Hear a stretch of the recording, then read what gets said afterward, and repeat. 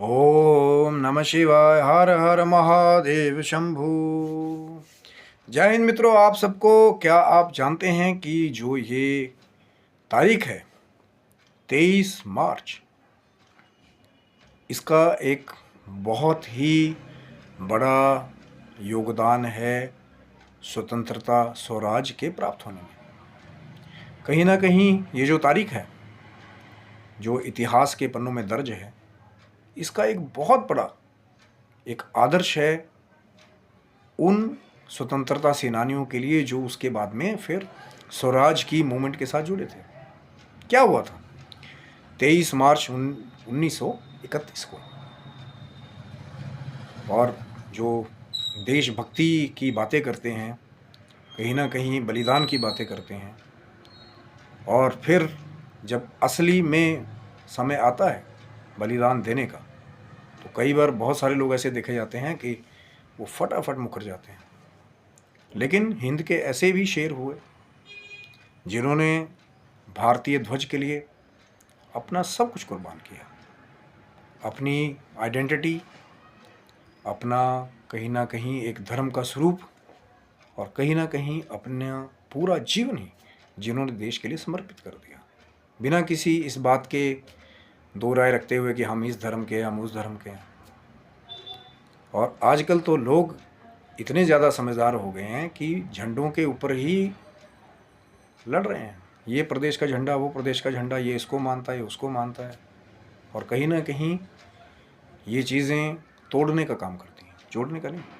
अब गलती किसकी है नहीं है, बिना जाने सबको वो चीज़ कह दो। सभी क्रांतिकारी थे, सबको अगर आप एक्सट्रीमिस्ट कह देंगे, आज भी कई लोग हैं बड़ी गलत निगाहों से देखते हैं, क्योंकि हम जिनकी बात करने वाले हैं, जो बलिदान उन लोगों ने दिया, वो कहीं ना कहीं एक लहर की तरह पूरे देश को उसने एकजुट कर दिया कि अब समय आ गया है कि कहीं ना कहीं ये जो आहुति दी गई खून की उस स्वराज के यज्ञ में, तो फिर सब निकल पड़े स्वराज के लिए।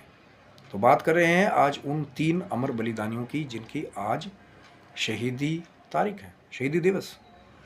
और कहीं ना कहीं पर मैं इसको मेरे शब्दों में, या बहुत सारे जो एक तरह से हिंद के इन रखवालों के दीवाने हैं या उनकी प्रेज़ करने वाले हैं, वो इसे ब्लैक डे की तरह देखते हैं, क्योंकि वो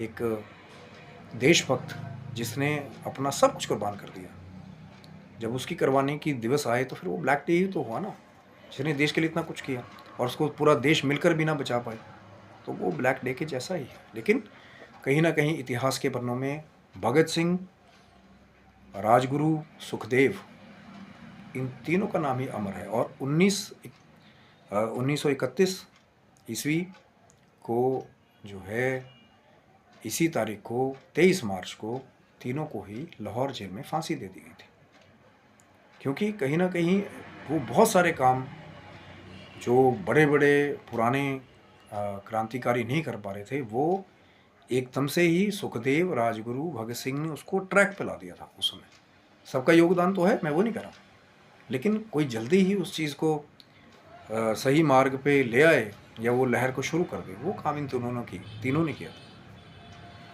कहीं ना कहीं। और एक मिसाल भी थी, जो आज की डेट में जो छोटे मोटे झंडों के पीछे लड़ रहे हैं ना लोग, एक दूसरे के लोकल झंडों के पीछे कहीं ना कहीं एक दूसरे ने फूट डालने की सोच पैदा कर रहे हैं, ये पार्टी वो पार्टी सब चल रहा है उसके बीच में, अपना रोटियां सेक ले रहे हैं वहाँ पे। तो वो लोग थे वो तीनों की, एक जो सरदार भगत सिंह जो पंजाब में पैदा हुआ, एक जाट सिख फैमिली में, और एक थे हमारे राजगुरु जी जो महाराष्ट्र में पैदा हुए, एक ब्राह्मण फैमिली में, और एक थे सुखदेव थापर जी जो पंजाब के ही लुधियाना में एक, आप कह सकते हैं कि खत्री फैमिली में उनका जन्म हुआ।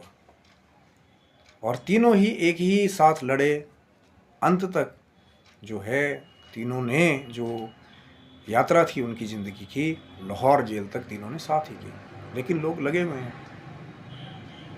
लोकल झंडों के पीछे लड़ने, अपने आप को फिर बहुत महान समझ रहे हैं, क्योंकि कहीं ना कहीं लोगों को जोड़ने की बात नहीं करते, तोड़ने की बात करते हैं। कोई बुजुर्ग है, अगर कोई नया बच्चा कोई हुल्लड़बाजी कर रहा है, तो उसको बिठा करके समझाया भी जा सकता है, लॉ एंड ऑर्डर के थ्रू भी काम किया जा सकता है। लेकिन अपने आप को ही सब कुछ समझ लेना कि हम ही अवतार हैं, कहीं ना कहीं लोगों को तोड़ने का काम करता है। और सबसे बड़ा नुकसान होता है आम जनता को।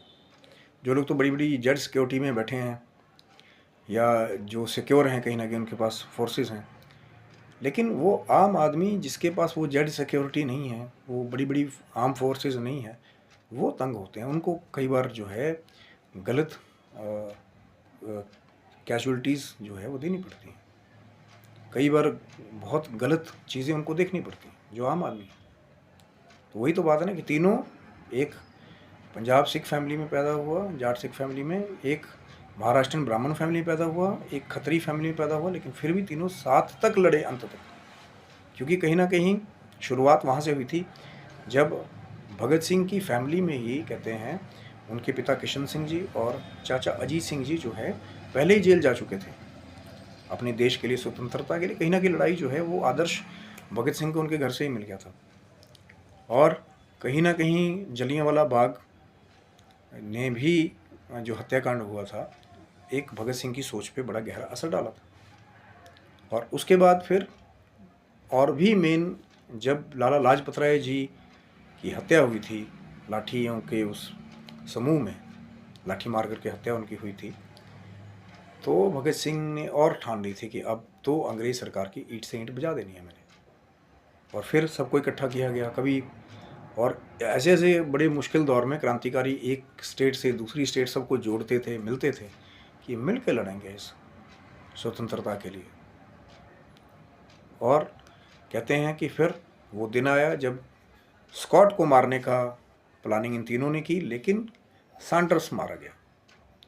और कहीं ना कहीं एक और कैजुअलिटी हुई थी, चनन सिंह नाम की कैजुअलिटी हुई थी, कि कहते हैं कि भागते हुए उसको गोली लगी थी इन तीनों के पीछे, वो भागा था, तो उसका भी नाम उस केस से जोड़ दिया गया। और कहते हैं कि फिर असेंबली में जाकर के तीनों ने, भगत सिंह जी ने, राजगुरु ने, सुखदेव ने जाकर के असेंबली में जब बम फोड़ा, क्योंकि उनका उद्देश्य था लोगों का ध्यान अपनी को एक तरह से अपनी तरफ लाना, है ना, एकत्रित करना सबका ध्यान कि भैया क्रांति की लहर का समय आ गया है।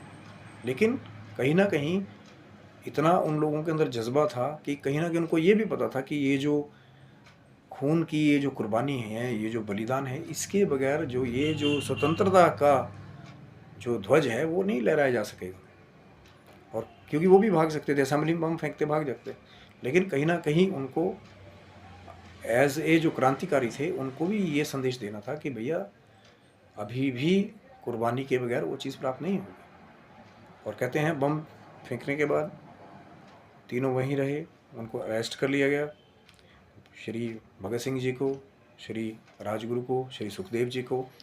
और फिर वो दिन आया जब, अब उससे बहुत सारी कहानियाँ जुड़ी हुई हैं कि जेल में जाकर भी इन्होंने बहुत लंबी लड़ाई भी लड़ी। कहीं ना कहीं जो लोग पकड़े जाते थे, प्रिजनर्स होते थे, उनके बेटरमेंट के लिए भी भगत सिंह जी और इन सब ने मिलकर के बहुत सारी लड़ाइयाँ लड़ी। बहुत बहुत दिन तक भूखे भी रहे वहाँ पे, और बहुत बड़े बड़े मूवमेंट वहाँ से भी चलाए उन्होंने, क्योंकि कहीं ना कहीं पूरा देश जो है वो उनकी तरफ देख रहा था। और जो बिना त्याग के कई बार शाश्वत चीज़ पाना बहुत मुश्किल होता है। और सिर्फ 23 साल की जवान उम्र, आजकल तो बहुत सारे पॉलिटिकल क्या कर रहे हैं, बहुत कुछ हो रहा है, तो बहुत बड़े बड़े हैं जो 53 साल के भी हैं या 63 साल के भी हैं, लेकिन वो बातें तो बड़ी बड़ी होती हैं, हम वो देश के लिए फलाना, और कहीं ना कहीं एक दूसरे के रिलीजियस सेंटिमेंट्स को हर्ट कर रहे होते हैं। लेकिन एक तरफ वो था जो सिर्फ 23 साल की उम्र में, जिसने इतना बड़ा कुर्बानी देने का पहले सोच लिया था कि हाँ कुर्बानी देनी है, क्योंकि कहीं ना कहीं एक विजन था, उद्देश्य था, पूर्ण स्वराज, स्वतंत्रता, इज्जत के साथ जीना। क्योंकि कहीं ना कहीं अगर वो लोग वो काम ना करते, मैं बिल्कुल 100% ये बात कहता हूँ कि दोनों तरफ ही लड़ाई चल रही थी, एक कलम से और एक ये जो बलिदानियों की खून से भरी हुई जो कलम थी, ये दोनों तरफ से लड़ाई चल रही थी। एक कलम वो थी जो कागज़ की उस पे चल रही थी कि हाँ पेपर वर्क, हमारा संविधान ये, और एक लड़ाई ये थी, ये जो लोग जो बलिदान अपना दे रहे थे, जिन्होंने खून से कहीं ना कहीं हमारे भारत के झंडे की एक नींव को रखा कि सब अखंड भारत के नीचे रहें, इज्जत से रहें, स्वतंत्रता से रहें। लेकिन हम क्या सीख रहे हैं वहाँ से? बस छोटी मोटी जगहों के झंडों के पीछे लड़ाई कर रहे हैं, प्रॉपर्टी का नुकसान कर दे रहे हैं, आम लोगों को हरास कर रहे हैं, ये सीख रहे हैं हम लोग। क्योंकि वो लोग, बताया ना मैंने, 3 अलग अलग कम्युनिटी के लोग थे, लेकिन अंत तक लाहौर जेल तक तीनों ने अपनी मौत की यात्रा जो है वो साथ में की। अंत में जाकर भी नहीं बोला कि भैया तू मेरा ये नहीं है, तू उस कम्युनिटी का है, तो ये है वो है। तभी कहते हैं कि वो जब फांसी की सेज तक भी पहुंच गए तीनों, तब भी कहीं ना कहीं उनके अंदर वो था, वो बना हुआ था कि हाँ इकट्ठे रहना है। पर बात वही थी सारी आकर के कि होने को कुछ और ही मंजूर था, और बहुत ही एक दिलेरी के साथ तीनों ने उस फांसी को चूम करके अपने गले लगा लिया। और ये भी कहा जाता है, एक स्टोरी से और भी निकलती है, जो ये 23 मार्च 1931 को जो फांसी की सज़ा मुकर्रर की गई थी, कई लोग तो कहते हैं कि अगले दिन उनकी फांसी होनी थी, जो शायद कहीं ना कहीं 24 तारीख को मुकर्रर थी। लेकिन जनता का इतना ज़्यादा इकट्ठ हो गया था कि उससे पहले ही जो इंग्लिश सरकार थी उस समय, उनको ये था कि यार बहुत जल्दी इनका संस्कार पहले ही चुपके चुपके कर दिया जाए, या फांसी चुपके चुपके दे दी जाए, कि कल को लोगों के अंदर वो ना हो कि भैया हाँ कि भगत सिंह को फांसी नहीं देनी है। अब उससे एक और किस्सा भी जुड़ा हुआ है कि कोई और उस समय बड़े रिनोन थे हमारी कंट्री के। अब रियलिटी क्या है नहीं है वो अलग बात है, क्योंकि होता क्या है, कभी एक दल कुछ फैला रहा होता है।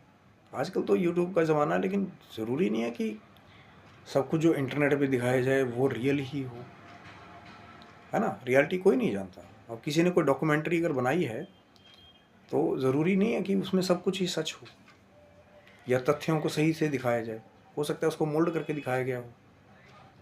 तो एक बात ये भी उठती उठती आई थी कि कोई बहुत रिनोन थे हमारी कंट्री के, उन्होंने भी उसके जो जो कहीं ना कहीं एक मौत की चिट्ठी थी भगत सिंह के नाम की, उस पर साइन किए थे। अब ये रिसर्च का विषय है कि हुआ था कि नहीं होता, रियलिटी क्या है, या कुछ लोगों ने कैसे उसको पेश किया है, ये बड़ा ही रिसर्च का एक मैटर है।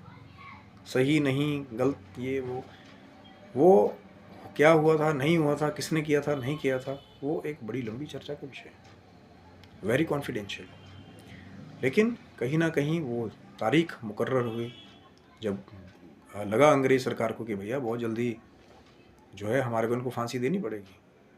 और कहीं ना कहीं तो ये भी कहा गया कि बहुत जल्दी ही सब कुछ जो है बाहर भी रिवील नहीं किया गया कि कब भगत सिंह की जो है पर्टिकुलर सुखदेव की, राजगुरु की सुनवाई, फांसी कैसे, वो एकदम ही फटाफट पहले कर दिया गया, ताकि कल को वो मूवमेंट जो है, जो बाहर जनता का मूवमेंट था, कहीं ना कहीं वो अंग्रेज सरकार के ऊपर हावी ना पड़े। इतना ज़्यादा भगत सिंह की जो स्वतंत्रता सेनानी थे, तो भगत सिंह एक ऐसे आइडियल, एक ऐसे आदर्श बन चुके थे, सुखदेव ऐसे आइडियल बन चुके थे, राजगुरु ऐसे आइडियल बन चुके थे कि कहीं ना कहीं जो डर भी रहा था अंदर से, वो स्वतंत्र डर था कि अंग्रेज सरकार से कैसे लड़ना है। ये तीनों ने कहीं ना कहीं अपना बलिदान दे करके सबको साबित कर दिया कि कुर्बानी के बगैर जो स्वतंत्रता का वो झंडा है उसको कैसे प्राप्त करेंगे। को जो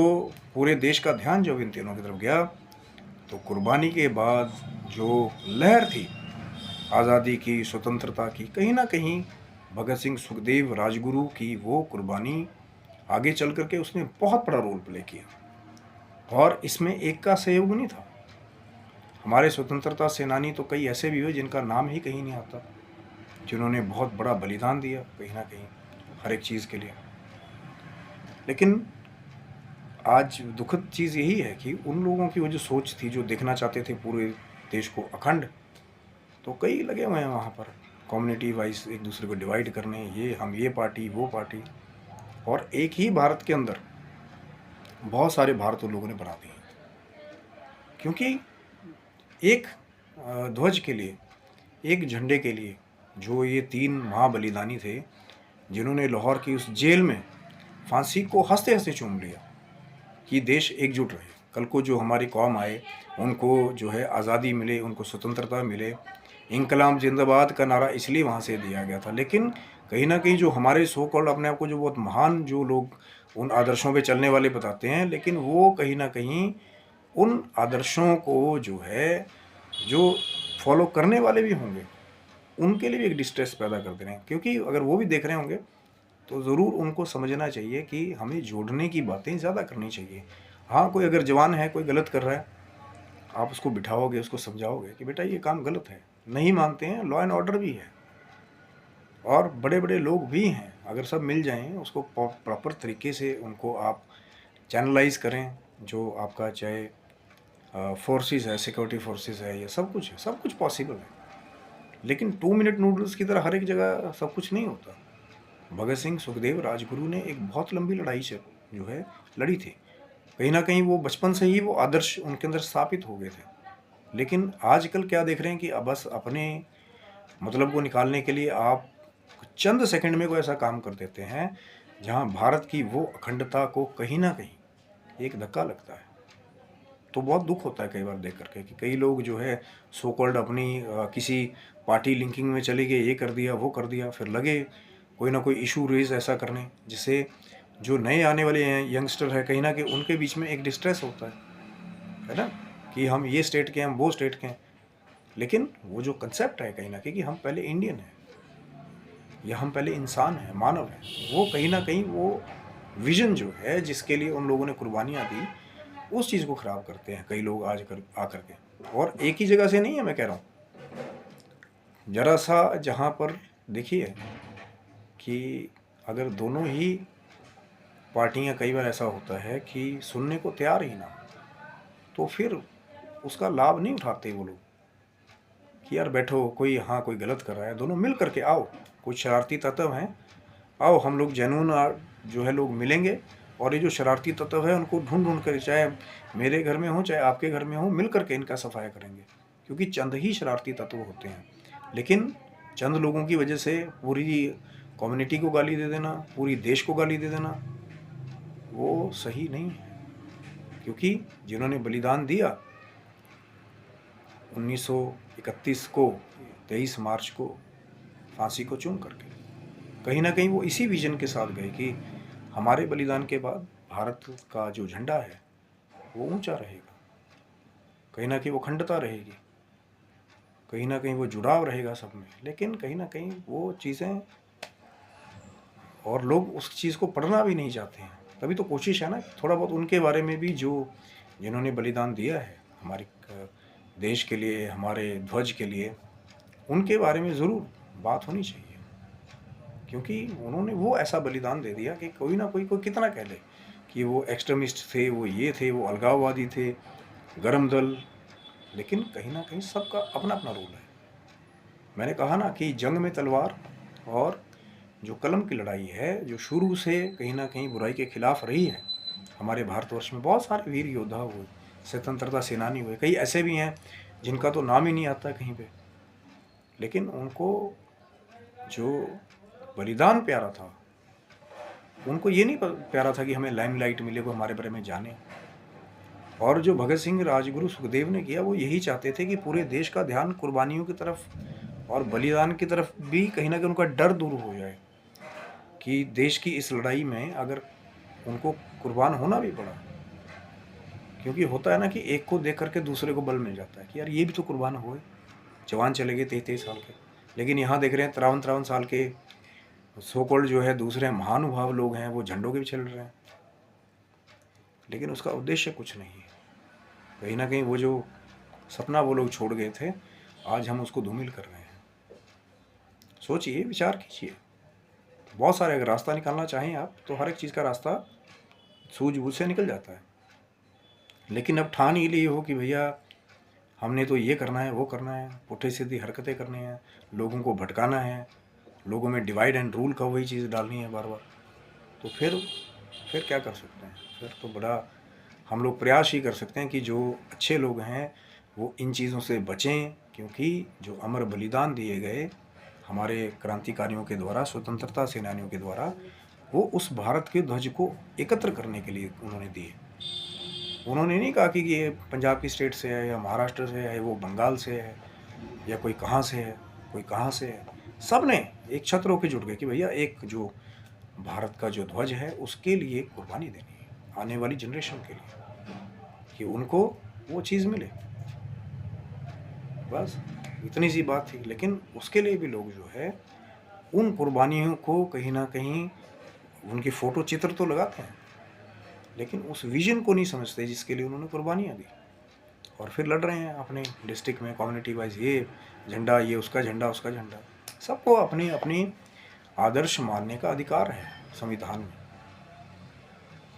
और दूसरों को, हर एक किसी दूसरे रिलीजन का भी सम्मान करना चाहिए। आप अपने का भी कीजिए, दूसरे का भी कीजिए, तभी तो बनेगा ना अखंड भारत।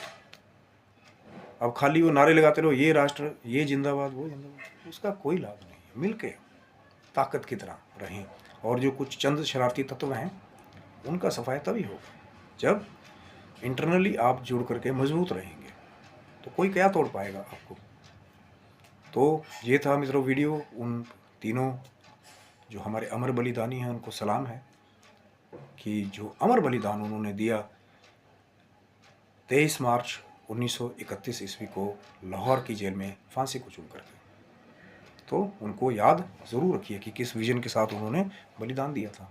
आशा करता हूँ वीडियो आपको अच्छा लगा होगा। ज़रूर लाइक करें, शेयर करें, सब्सक्राइब करें, और चैनल पे जो है आप सब्सक्राइब रहेंगे तो और भी अच्छी अच्छी वीडियोज़ लाने की हमारी कोशिश है, जानकारी से जुड़ी हुई। तब तक के लिए जय हिंद, हर हर महादेव, जय माता दी मित्रों आप सबको।